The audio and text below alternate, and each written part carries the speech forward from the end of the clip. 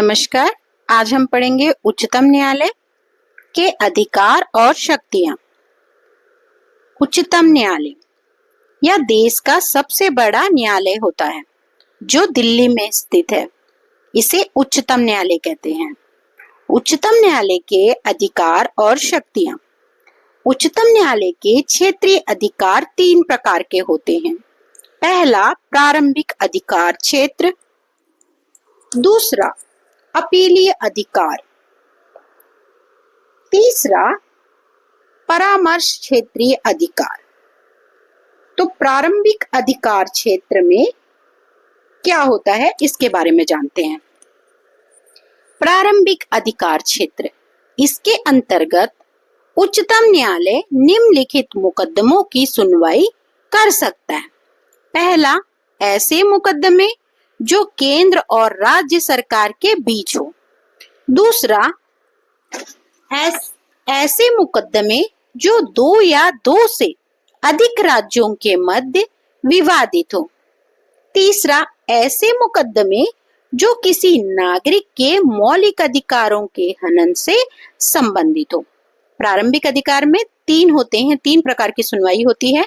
पहला, मुकदमा जो केंद्र और राज्य सरकार के बीच हो। दूसरा, 2 या 2 से अधिक राज्यों के मध्य विवादित हो।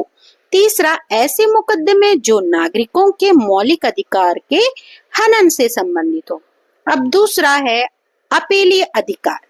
इसके अंतर्गत न्यायालय संवैधानिक, दीवानी, फौजदारी मामलों में उच्च न्यायालय के निर्णय के विरुद्ध अपील सुना सकता है।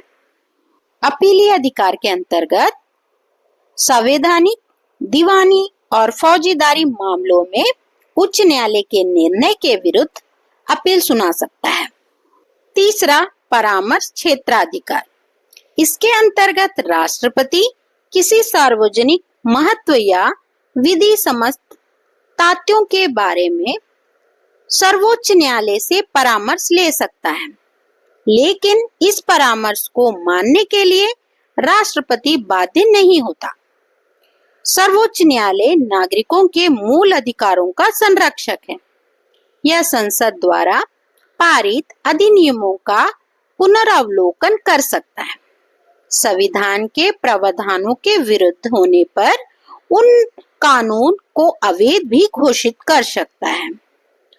परामर्श क्षेत्राधिकार के अंतर्गत राष्ट्रपति किसी सार्वजनिक महत्व या विधि सम्मत तथ्यों के बारे में सर्वोच्च न्यायालय से परामर्श ले सकता है।